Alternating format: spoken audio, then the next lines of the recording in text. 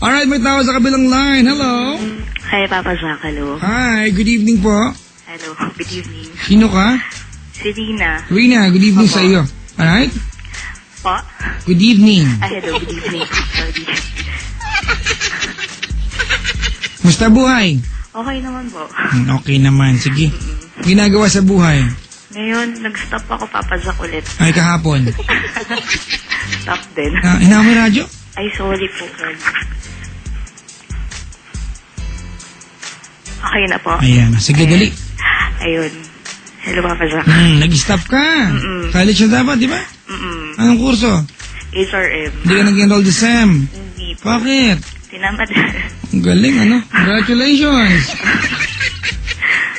Bihira ka naman. Ba't tinamad ka? Ano meron? Papa Jack? Wala naman. Wala lang?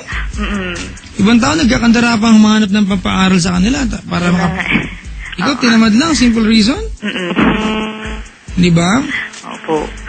Alam mo, Rina, nobody will provide a good future for you but you. Alright? But anyway, hindi mo ako nanay para sa mo ng kasabagay na yan. Sabi nga ng isang advertisement, di ba? The future is real. Di ba? Maging handa tayo. Anyway, Rina, ba't ka napatawag sa akin? Hindi, kasi may tatanong lang ako, Papa Jack. Yung cellphone mo, pakikain muna. Papatay ko na lang, sorry. Ayan. Sorry, Papa Jack. Dami namang interruption nitong si Rina. Sorry. Ito na. Sabi ko naman, focus lang, di ba? Huwag kayong maglalaban ng damit habang kausap niyo ako. Sorry, Papa Dali. Jack. Hindi, ganito kasi, Papa Jack. May ex ako. And then, na siya, almost 1 year na wala kami. And then, gano'ng katagal na maging kayo? Lang yun, actually 2 months. 2 months. Okay. And then, ayun, Papa Jack. Kasi parang, up to now, siya pa din. And parang... Ba't ka nag-iwalay dati?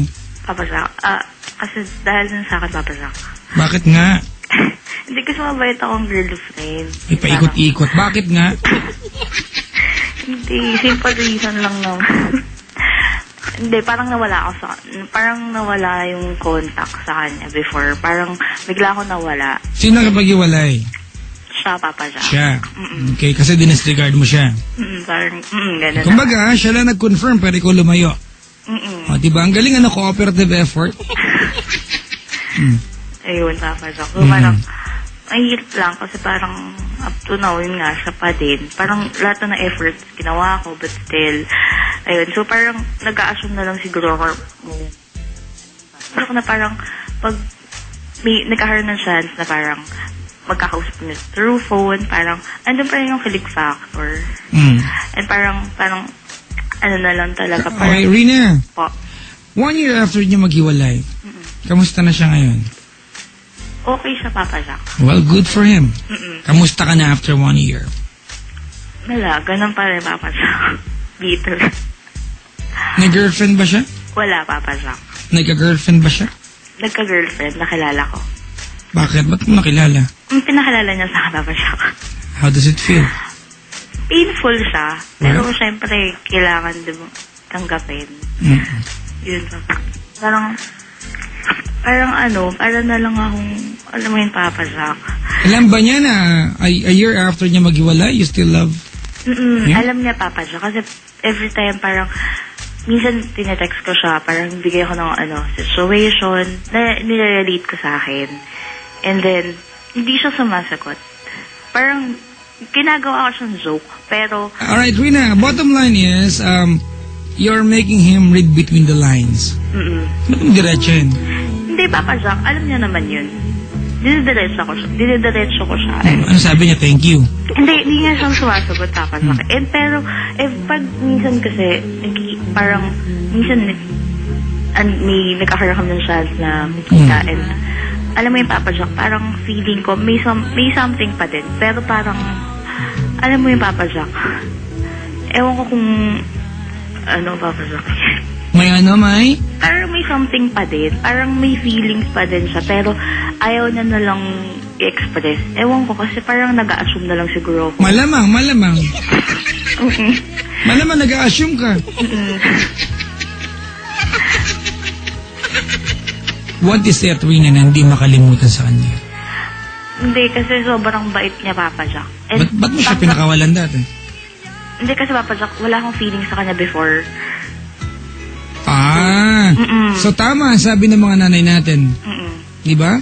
That you will only learn the true value of a person or something if we are threatened, di ba, that we might lose that something or that person, o kaya pag talagang wala na.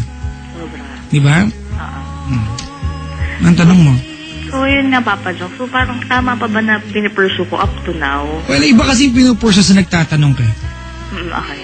Diba? You have to ask the question. Rina, siguro this is not a matter of, diba, of pride. Diba? Kasi, nakakalungkot isipin na after a year, nahiwalay kayo, doon mo na-realize na mahal mo pala siya. Sobra, Papa Jack. Diba? You want this guy to be a part of your life. Romantically. Diba? Diba? Yes, Papa Jack. Rina, before I go on, ano pangalan niya? Papa Jack. Charles. Ha? Charles po. Ano ulit? Charles. Charles? Opo. Ang arte mo kasi magsalita eh. Hindi, Charles. Opo. Di ba? Ano ba nakasubo sa'yo? Ay, Papa Jack, wala po. Hindi, ganun lang po talaga ako. Sorry. Sorry po. Sige. Ano pangalan niya? Charles po. Charles. Ang pusan. Charles! Kasi Charles. Charles. Ganyan ako dati kasi ang totoong pangalan ko John, mga kaibigan. Pag nasa telepono ako, inaartihan ko, ano pangalan? John? Kaya ang kakala ko sa ko, Jen ang pangalan ko. Sorry, Papa Jo, kasi natural na yun. Sorry talaga. Anyway, sinasabi ko lang. Si Charles. You still love him? Sobra, Papa Jack. You want him to be a part of your life? Sobra. Natanong mo na ba kung gusto niya bumalik sa'yo? O nagsabi ka lang? Natanong ko na, Papa Jack. Anong sagot niya sa'yo? Kasi sabi niya, ang dami ko na daw fouls na parang ayaw niyan problemahan. So, ayun. So why not give up? Or maybe why not accept the fact na he's not coming back? Bakit hindi mo patanggapin? Ewan ko, Papa Jack, mahirap. Ha? Mahirap po kasi. So you wanna spend a lifetime waiting for him? Hindi rin. Or you wanna be hurt? Diba? Much more? Na gaya, more than na pinagdadaanan mo ngayon para matanggap ito? Ganun ba yun? Hindi naman, Papa Jack. What are you waiting for? Yun na nga, Papa Jack eh. Kasi Papa Jack, iba siya sa lahat. Well, alam mo, Rina, not everyone na gusto natin will be a part of our life. Opo. May mga taong sadyang papangarapin lang natin. Diba? Kasi kung lahat ng taong gusto natin magugustuhan, dapat kami na Angelina Jolie nga na magkasama. Oo nga. Opo. Kasi once upon a time, pinangarap ko siya. Para ganun kasimple, di ba? Mas maganda ang buhay if we know and we learn how to accept things. That this life is full of changes, di ba? Ang alam kanina kasi sabi mo, feeling ko may gusto po siya sa akin. Basta feeling ko lang. Di ba? Pero kung if I have to read between the lines, Rina, ikaw lang yung lapit ng lapit sa kanya. Papa Jack, totoo. Di ba? Whenever you get the chance na lapitan siya, malalapit ka sa kanya, siya naman siguro, he's just kind enough na i-entertain ka. Yun na nga, Papa Jack. Alright? Iba kasi yun eh. Iba kasi yung gusto ko ng tao sa na-entertain ka lang, huwag ka lang mapahiya. Honestly, Opo. do you think may pagtingin pa siya sa'yo? Honestly. Ako po, slight. Hindi ko po alam. Come on, wake up. May pagtingin pa siya sa'yo? Wala na po. Wala na po. So, naantay mo? Let go. Move on. Masakit, no? If we have something, diba, na nung nasa atin pa, we never realize the true value nung bagay na yan ng taong yan. Tapos, pag nawala na, tsaka natin marirealize na, ay, ang laki pala ng kulang pag wala na siya sa tabi ko. Diba? Tapos, kapag gusto mo siya ibalik, wala ka ng chance. Yun na nga, Papa Jack eh. Learning process. Accept. The fact. Are you ready na mag-let go ngayong gabi? Well, before tayo mag-let go tonight. Okay? Kasi, Rina, kasi, andun na tayo, nagkamali ka siguro, di ba? Kasi, hindi kita masisi, hindi mo siya gusto nun eh. Di ba? May, ikaw, loko-loko ka lang, ba't mo siya hindi pala gusto? Naawa lang ako, Papa Chong. Di ba? Opo. Hindi kasi na-enjoy ko naman yung company niya before. So, You're not supposed to be with someone just because you enjoy the company yun na nga, ng Papa, tao niya. Di ba? Kasi kung yun ang gusto mo, di ba, be with your friends. Alright, sumali ka sa Singles for Christ, gano'n. Yun na. Di ba? Opo. Ganun kasimple yun. Di ba? Oh. I wanna know how exactly you feel for Charles. Asan siya ngayon? Po?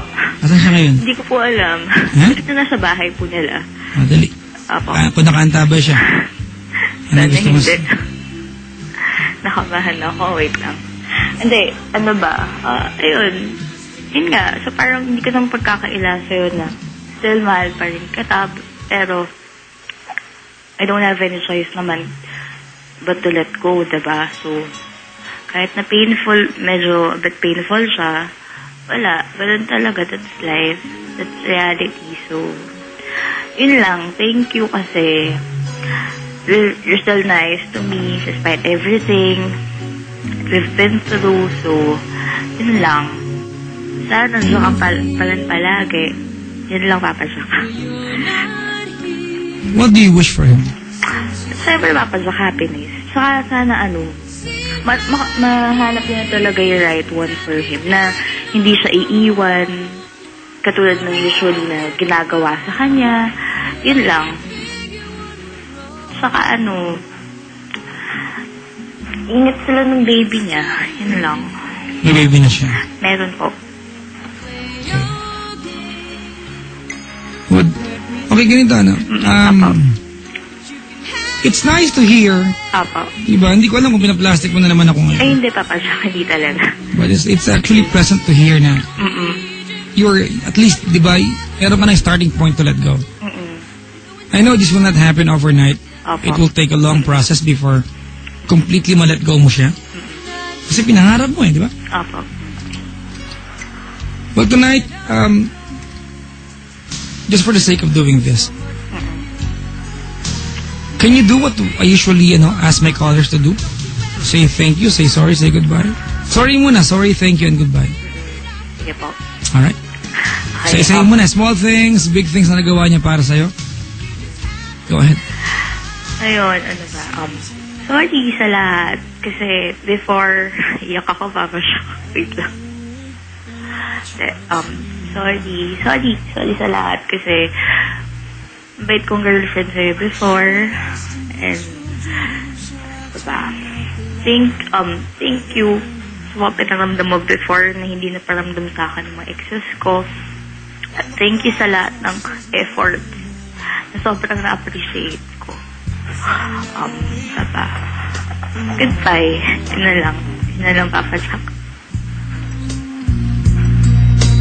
Would she ever doubt the way I feel about her in my heart?